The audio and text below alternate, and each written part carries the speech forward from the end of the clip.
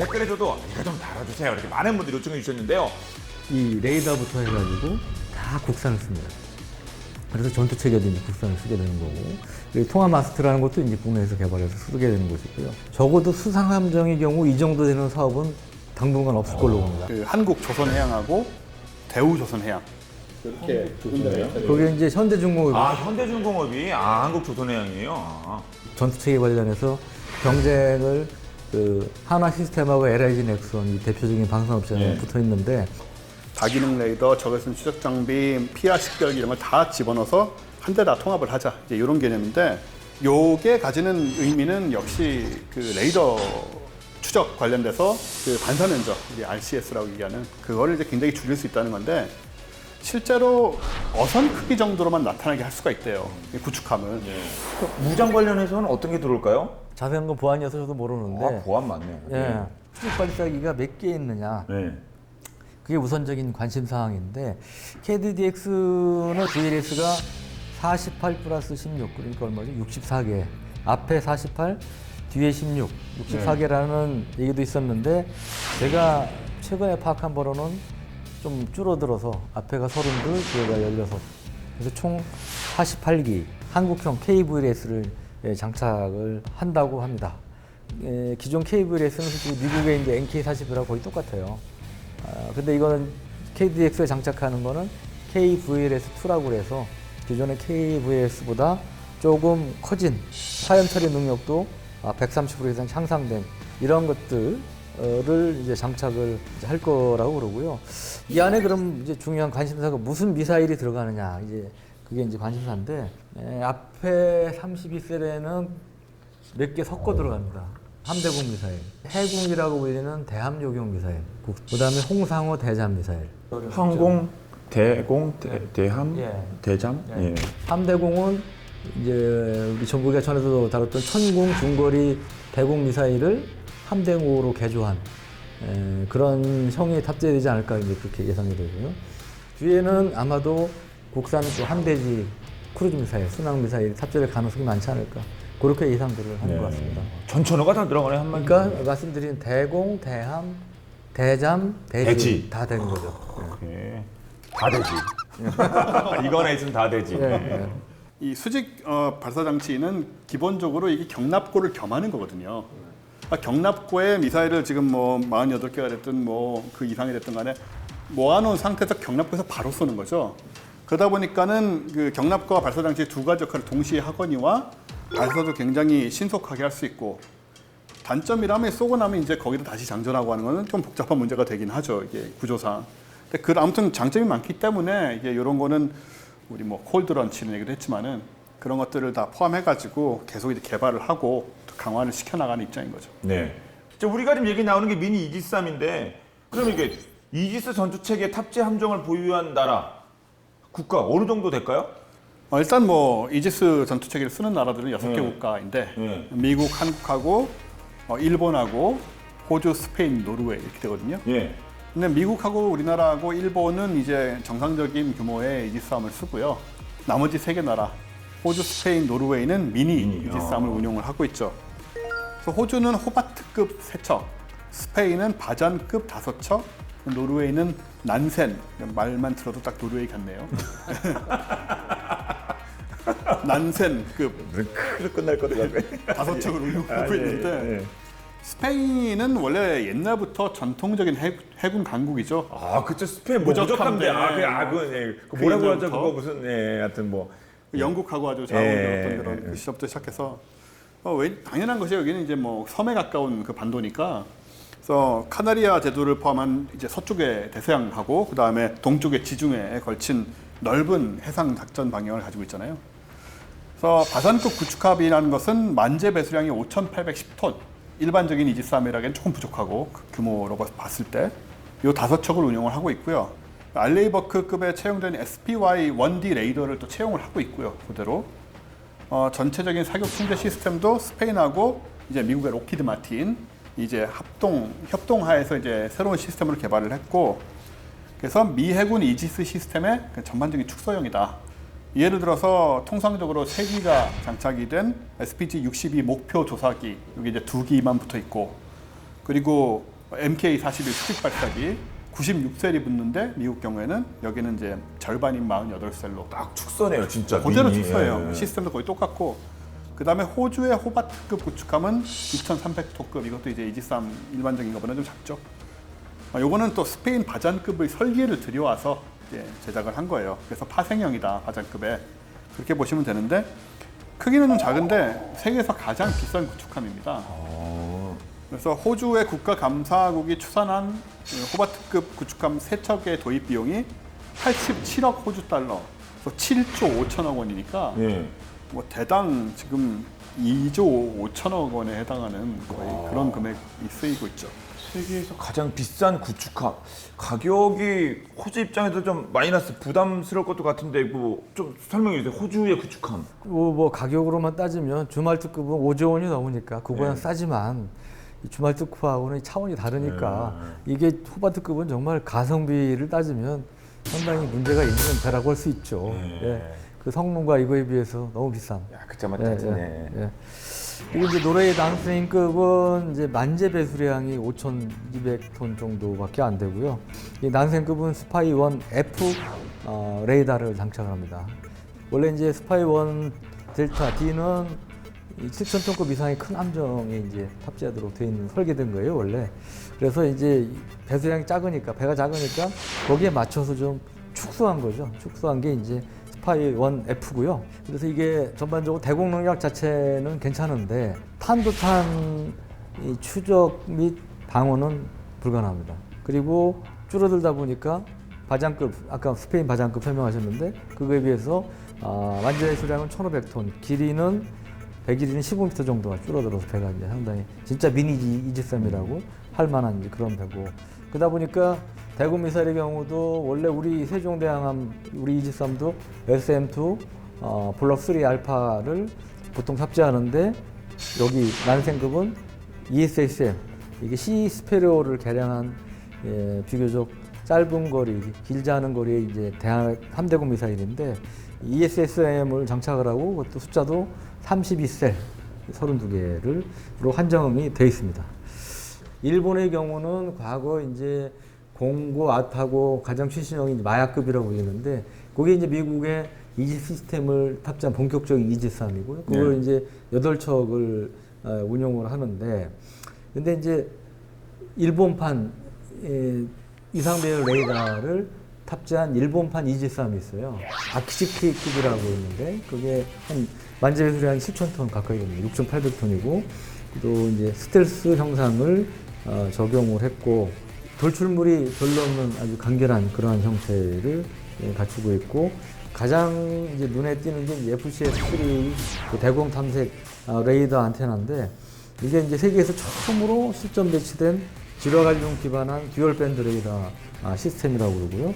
그리고 그 한 면에 각각 X밴드 레이더 하나와 C밴드 레이더 한 개씩 2개가 달리는 이러한 형태를 갖고 있고 기존 레이더보다 출력이 뭐 3배 이상 이제 향상이 됐다고 합니다. 그리고 수직 발사기는 이제 32셀 설치를 하고 있는데, 그러니까 그렇게 많은 건 아니죠.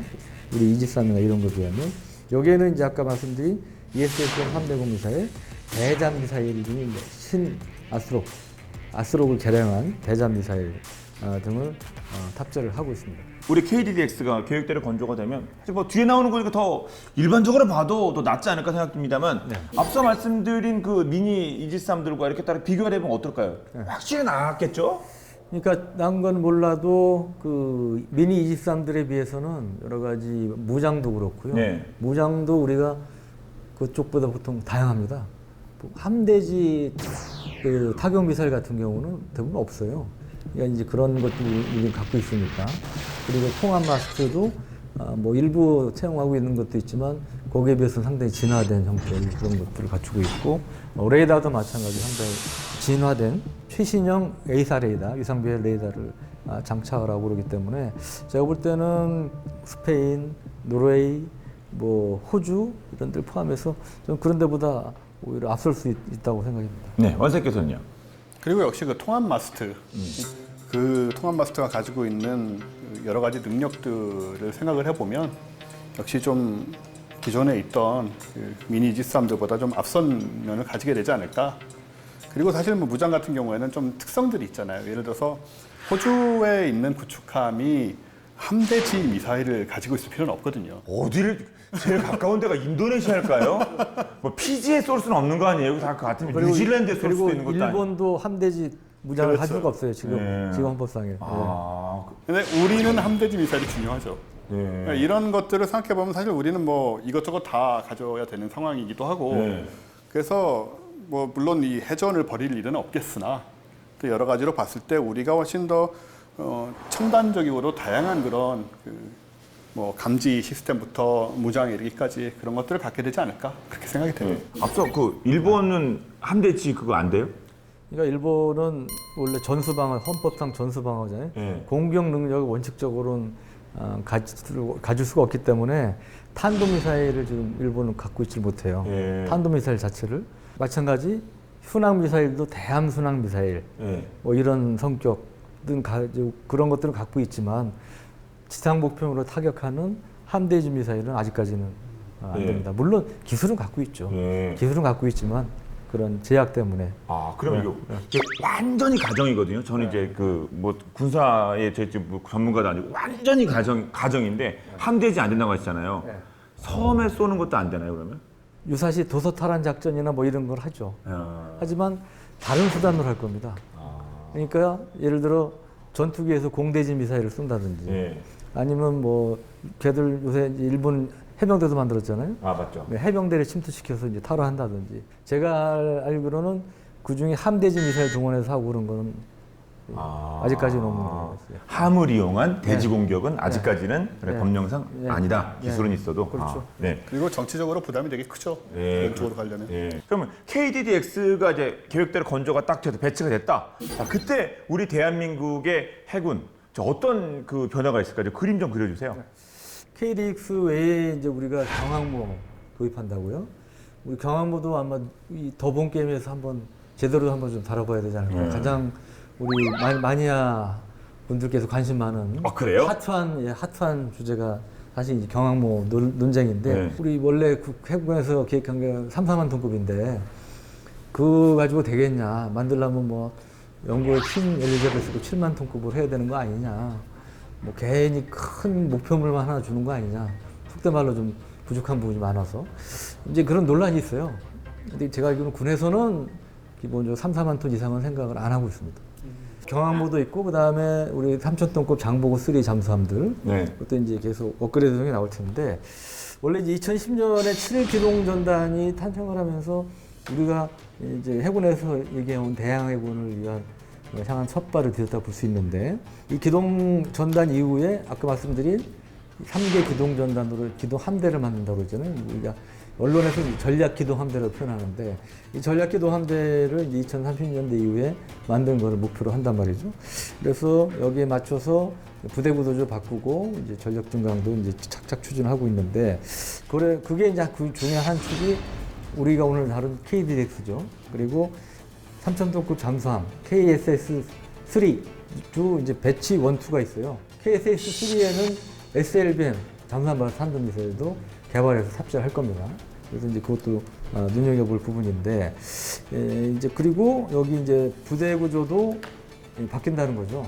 그러니까 올해부터 본격화되는데 작년에 이제 국정감사에서 해군에서 보고한 바에 따르면 오늘 2022년에 해군의 지금 항공 전력들은 제6 항공 전단이라는 데서 이제 다 지휘를 하는데 이게 이제 사령부로 확대 개편을 하고요. 항공사령부로.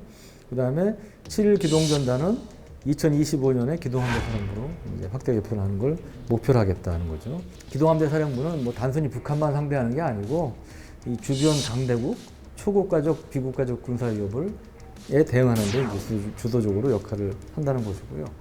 그래서 만약에 이제 요 계획대로 된다면 해군은 2030년대에는 이 기동 전단 하나에 그 대형 상륙함 한 척, 이지스함 2척, 한국형 구축함 2척, 3,000톤급 잠수함 한 척, 여기서 한국형 구축함 KDX 2척을 얘기하는 거겠죠.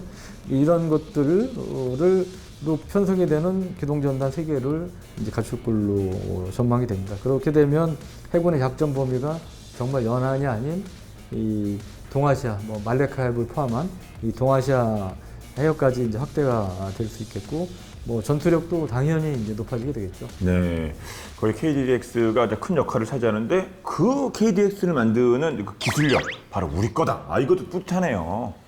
우리나라가 사실 뭐 군사 쪽만 아니고 외국에 뭐 잘 만들어 놓은 것들을 수입해 쓰다가 배워가지고 국산화하는 능력으로는 타의 추종을 불허하죠, 세계적으로. 네. 뭐 이런 나라가 없어요. 지금 뭐 거의 대부분의 뭐 복잡한 전자제품부터 시작해서 반도체, 뭐 자동차 무슨 전부 다 그냥 누가 시키지도 않는데 스스로 국산을 해버렸잖아요. 그러니까 굉장히 뛰어나기 때문에 그리고 정책적으로 이런 거를 이제 밀고 뭐 이렇게 끌고 가는 것도 중요하고, 근데 기본적으로 기질이 국산화 기질이 있어서 한국 사람들은 그렇게 뭐 그렇게 서두르지 않아도 우리가 이런 걸 도입해가지고 쓰고 이렇게 하면서 계속 국산화 해나가는 그런 게 그냥 본성인 것 같아요. 그래서 앞으로도 아마 계속 우리가 이제 지금 첨단 무기 얘기를 많이 하지만 계속 국산화해 나갈 것이고, 그래서 그런 거는 뭐 그냥 유전자에 있는 것 같아서 뭐 그렇게 계속 하다 보면은 우리 고유의 기술 같은 거를 굉장히 많이 가지고 있는 이제 무기 쪽에서도 그런 나라가 되지 않을까, 그런 기대 정도를 하고 있습니다. 네, 그 일본이랑 약간 이게 좀 그 갈등이 있는데 그냥 우리가 싹 우리 거를 만들어. 아, 그래? 우리가 만들지 뭐. 우리가 다변화하지만 뭐 그런 면에서도 진짜 우리의 기술력은 대단한 것 같습니다. 아무쪼록 해군이 바라는 구축함을 잘 그리고 강하게 만들어줄 업체가 선정이 돼서 대한민국의 영예 우리 바다를 수호해줄 멋있는 구축함 이 탄생하기를 기대하도록 하겠습니다. 네, 이렇게 오늘 KDDX 살펴봤고요. 다음 시간에 더욱더 여러분 만족시켜드릴 만한 그런 화끈한 무기 이야기로 돌아오고 약속드리면서 인사드리겠습니다. 네, 지금까지 저희는 더 본게임의 S지였습니다. 고맙습니다. 네. KDDX. 우리가 주로 배를 잘 만들잖아요. 배는 저희 그쵸, 네. 그리고 보면 전력 중간 중에 제일 단계를 밟아서 착착 잘해온 건 그냥 해군이 가장 잘했다고 봐요. 육해공군 중에 뭐 우리 한국형 구축함도 1, 2, 3에서 이지상까지 왔고, 네. 잠수함도 1200톤급, 800톤급, 이제 3000톤급 왔고, 뭐 대양 상륙함도 하다가 이제 경항모까지, 다목적 경항모까지 가고, 여기가 그런 면에서는 상당히 발전돼 있고, 그다음에 이제 배를 우리가 만드니까 그것도 상당히 큰 장점이에요.